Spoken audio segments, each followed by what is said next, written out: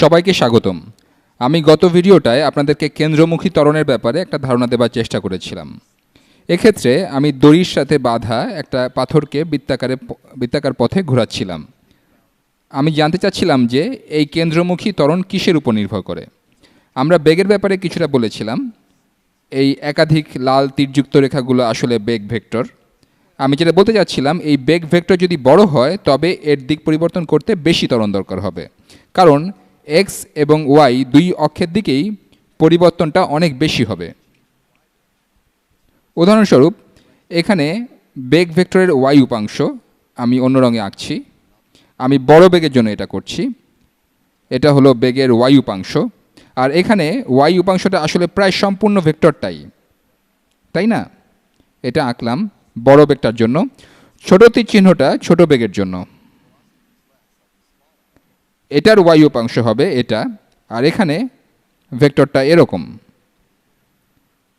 আমি জানি না এটা নিশ্চিতভাবে বোঝা যাচ্ছে কিনা, কিন্তু এই সময়ের মধ্যে ওয়াই অক্ষের দিকে বেগের পরিবর্তন বেশি হতে হবে।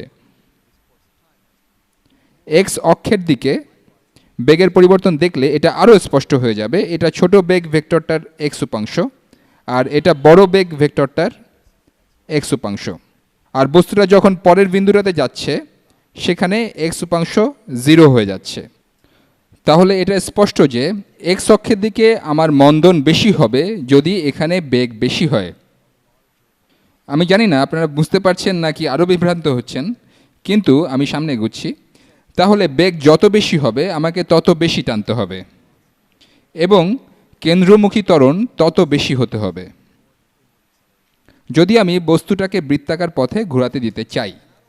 বেগ বেশি হলে বেগ ভেক্টরকে নিচে সরাতে যে শুধু বেশি ত্বরণ লাগবে তাই নয়, আমরা বুঝতে পারছি আমি যত দ্রুত যাব এই এক বিন্দু থেকে আরেক বিন্দুতে যেতে আমার তত কম সময় লাগবে, তাই না? তাহলে আমার শুধু যে বেগ বেশি পরিবর্তন করতে হবে তাই না, আমার সেটা আবার কম সময় করতে হবে। তাহলে বেগ প্রয়োজনীয় ত্বরণকে দুইভাবে প্রভাবিত করছে। তাহলে বেগ যত বেশি হবে আমাকে এর পরিবর্তনও তত বেশি করতে হবে, আর সেটা করতে হবে আরও কম সময়ের মধ্যে। আর এখান থেকে যেটা পাওয়া যায় সেটা হলো ত্বরণ বেগের বর্গের সমানুপাতিক। এখানে আরেকটা টার্ম আছে, আমি এটা এই ভিডিওতে প্রমাণ করছি না, এটা পরে আরেকটা ভিডিওতে প্রমাণ করে দেখাবো। আপনারা হয়তো এখনই এটা বুঝতে পারবেন না, কারণ এতে ক্যালকুলাস দরকার হবে। তবে আমি কিছুটা ধারণা দিচ্ছি। আমরা জানলাম যে ত্বরণ এখানে বেগের বর্গের সমানুপাতিক, কিন্তু বর্গের কেন, শুধু বেগের না কেন, সেটাই আপনাদেরকে আমি বলছি। আমার কতটুকু ত্বরণ লাগবে বেগ সেটাকে দুইভাবে প্রভাবিত করছে। একটা হচ্ছে শুধুমাত্র বেগের মান, এটা যত বেশি হবে এর দিক পরিবর্তন করতে তত বেশি ত্বরণ লাগবে, এবং দ্বিতীয়টা হচ্ছে এই পয়েন্ট আর এই পয়েন্টের মধ্যে বেগ পরিবর্তন করার জন্য আমি কম সময় পাচ্ছি। তাহলে বেগ দুইভাবে প্রভাব ফেলছে, এবং এজন্যই বেগের বর্গ নেওয়া হচ্ছে। আর আরেকটা বিষয় যেটা এখানে কাজ করছে তা হলো ব্যাসার্ধ বা রেডিয়াস। ধরলাম এটা হচ্ছে ব্যাসার্ধ, আর ত্বরণ ব্যাসার্ধের ব্যস্তানুপাতে পরিবর্তিত হয়। এর কারণ কি? এটা অনেকটা বেগের জন্য দেওয়া দ্বিতীয় যুক্তিটার মতো। ব্যাসার্ধ যত বড় হবে, এটা একটা ব্যাসার্ধ, এর চেয়ে বড় আরেকটা ব্যাসার্ধ নেই। ধরলাম দড়িটা যদি আরও লম্বা হতো তাহলে এরকম হতো। আমরা আরেকটা কেস চিন্তা করছি, কিন্তু বেগ একই রাখলাম। এটা বড় ব্যাসার্ধের দড়ির একটা কেস। ধরলাম বেগ ভেক্টর এখানে একই, বেগ ভেক্টর এখানে আগের মতোই। এখন এখান থেকে এখানে যেতে আমাদেরকে বেগের মান একই পরিমাণ পরিবর্তন করতে হবে, যেটা করতে হতো যদি আমরা এই দুটা বিন্দুর মধ্যে বেগের পরিবর্তন চিন্তা করতাম। এই দুটা বিন্দুর মধ্যে কিন্তু একটা জিনিস এখানে পরিবর্তন হয়ে যাচ্ছে, সেটা হলো দূরত্ব। উপরের দূরত্বটা বেশি নিচের দূরত্বের চেয়ে, তাই না? উপরের আর নিচের বেগ সমান, কিন্তু উপরের দূরত্বটা বেশি। আপনি বেগ পরিবর্তন করার জন্য বেশি সময় পাচ্ছেন। তাহলে ব্যাসার্ধ যত হবে আপনি বেগ পরিবর্তন করার জন্য তত বেশি সময় পাবেন, এবং আপনার তত কম ত্বরণ লাগবে। আশা করি তা বুঝতে পারছেন এবং বিভ্রান্ত হচ্ছেন না। আচ্ছা, আমি এটা আবার বলছি, ভালোভাবে বুঝতে পারলে এটা আপনাদের ভালো লাগবে। আমি ছোট ব্যাসার্ধের বৃত্তটার উপর দুটো বিন্দুর কথা চিন্তা করছি।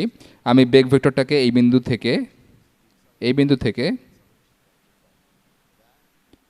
এই বিন্দুতে সরাবো। তাহলে এই দূরত্বটা যেতে যে সময়টা লাগবে আমি সেই সময়টা পাবো এর বেগ ভেক্টরটাকে পরিবর্তন করতে। এখন ব্যাসার্ধ যদি কিছুটা বড় হয় আর আমাদের বেগটা একই থাকে, এখানে বেগ এরকম আর এখানে বেগ এরকম, তাহলে আমরা বেগ পরিবর্তনের জন্য কিছুটা বেশি সময় পাব। মনে রাখবেন, ত্বরণ হলো বেগের পরিবর্তন বাই সময়ের পরিবর্তন। আমার যদি বেগের পরিবর্তন একই সমান করতে হয়, কিন্তু যদি সেটা করতে আমার হাতে সময় বেশি থাকে, তাহলে হরের সংখ্যাটা বড় হয়ে যাবে এবং প্রয়োজনীয় ত্বরণের মান কম হবে। মনে হয় কিছুটা ধারণা পেলেন। আর আমি এটা আপনাদের প্রমাণ করে দেখাবো। এটা প্রমাণ করার সহজ উপায় আছে, বেশ সহজ একটা উপায় আছে। এটা প্রমাণ করা খুব কঠিন নয় যে বৃত্তাকার পথে গতিশীল কোনো বস্তুর কেন্দ্রমুখী ত্বরণ v²/r। কিন্তু আপাতত এটা মেনে নেন। আমরা যখন ক্যালকুলাস শিখব তখন এটা প্রমাণ করব। আপনারা সেই ভিডিওটা দেখতে পারেন। এখন আসুন কিছু প্রবলেম সলভ করা যাক। আর এটাই হয়তো আপনার জন্য বেশি গুরুত্বপূর্ণ, কিন্তু আমার মনে হয় ধারণাটা পরিষ্কার থাকাও ভালো। এখন ধরে নিচ্ছি আমরা মহাশূন্যে কোথাও আছি। আসুন কক্ষপথ বা অরবিটের একটা সমস্যার সমাধান করি। ধরে নেই এটা হচ্ছে পৃথিবী, আমরা মহাশূন্যে আছি, আর এটা হলো পৃথিবী। আমি নীল রং দিয়ে পৃথিবীতে চিহ্নিত করছি। ধরে নিলাম এটা একটা স্যাটেলাইট বা কৃত্রিম উপগ্রহ, যেটা পৃথিবীর চারপাশে বৃত্তাকারে প্রদক্ষিণ করছে। এটার উপর অভিকর্ষ বল কত তা আমি হিসাব করতে যাচ্ছি না। এটা হচ্ছে আমার স্যাটেলাইট, যেটা পৃথিবীর চারপাশে ঘুরছে। আমি অন্য কোনো একটা ভিডিওতে অভিকর্ষ বল কত, বস্তুটা পৃথিবী থেকে কত দূরে আছে, এসব খুঁজে বের করব। ধরে নিলাম পৃথিবীর পৃষ্ঠে অভিকর্ষ বল যত, স্যাটেলাইটটার উপরে অভিকর্ষ বল একই। এটা একটা বড় অ্যাজাম্পশন। এটাকে যদি অন্য কোনো গ্রহ ধরে নিই, তবে এর মহাকর্ষীয় ত্বরণ আমি আপনাদের বলে দেব। তবে এখন ধরে নিলাম বড় গ্রহটা পৃথিবী এবং স্যাটেলাইটটাকে সে নিজের দিকে টানছে। এটা সবসময় সব কিছুকে নিজের দিকে টানতে থাকে, কেন্দ্রের দিকে। আমি একটু ভিন্ন রং নেই। ধরলাম এটা স্যাটেলাইটটাকে 30 ফিট/সেকেন্ড বেগে নিজের দিকে টানছে। এখন আমার প্রশ্ন হলো, স্যাটেলাইটটার বেগ কত হবে বা কত হতে হবে যাতে এটা নিজের কক্ষপথে থাকে? এখানে আমরা মাত্র শেখা সূত্রটা ব্যবহার করতে পারি, তাহলে হয়তো আমাদের ধারণাটা পরিষ্কার হবে। তাহলে ত্বরণ এ সমান স্যাটেলাইটটা পৃথিবীর কেন্দ্র হতে কত দূরে আছে সেটা আগে ধরে নিই। ধরে নিলাম স্যাটেলাইট আর পৃথিবীর কেন্দ্রের মধ্যে দূরত্ব হলো কত ধরা যায়, 6000 ফিট। আমরা জেনেছি যে এই দূরত্বটাই হলো ব্যাসার্ধ এবং এই দূরত্ব বজায় রেখেই কিছু ঘুরবে। এটা হচ্ছে একটা বৃত্ত, এটা একটা বৃত্ত, আর এটা এই বৃত্তের কেন্দ্র। এখানে মহাকর্ষণীয় ভাবনার কিছু নেই। আচ্ছা, তাহলে ত্বরণ এ সমান v²/r। আমরা জানি ত্বরণ হলো 30 ফিট/সেকেন্ড। আমরা বেগের মান বের করব। আমি বলেছিলাম ব্যাসার্ধ হলো 6000 ফিট। এখানে এককগুলো চিন্তা করছি না, এটা শুধু জটিলতা বাড়াবে। এই সমীকরণের দুই পক্ষকেই 6000 দিয়ে গুণ করছি, তাহলে হচ্ছে 18, তারপরে 4টা শূন্য সমান v²। তাহলে v² সমান 118,000। তাহলে v কত? v সমান √180,000। ক্যালকুলেটর বের করি। √180,000 সমান 424। তাহলে প্রয়োজনীয় বেগ হচ্ছে 424 ফিট/সেকেন্ড। তাহলে স্যাটেলাইটটার এই বেগ থাকলে এটা সম্পূর্ণ বৃত্তাকার কক্ষপথে পৃথিবীর চারপাশে ঘুরবে। এখন যদি স্যাটেলাইটটার বেগ এর চেয়ে কিছু কম হয় তবে কি ঘটবে? আমি ভিন্ন রং ব্যবহার করছি। এটার বেগ যদি এর চেয়ে কিছু কম হয় তখন কি হবে? ধরলাম এটার বেগ 300 ফিট/সেকেন্ড। তখন এটা আর আগের মতো বৃত্তাকার পথের স্পর্শক ঘেঁষে চলতে পারবে না।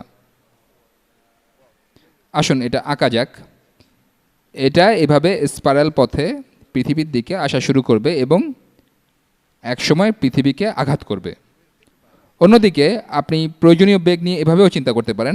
আপনি সবসময় ভেতরের দিকে আসতে চাইবেন, কিন্তু আপনার বেগ এরকম হতে হবে যে যখনই আপনি ভেতরে আসতে চাইবেন তখনই আপনাকে এক্ষেত্রে ডান দিকে এতটা সরে যেতে হবে যাতে আপনি এখনও কেন্দ্র হতে একই দূরত্বে থাকেন। আপনি যদি যথেষ্ট জোরে যান তবে কেন্দ্র থেকে আপনার দূরত্ব কখনো পরিবর্তন হবে না।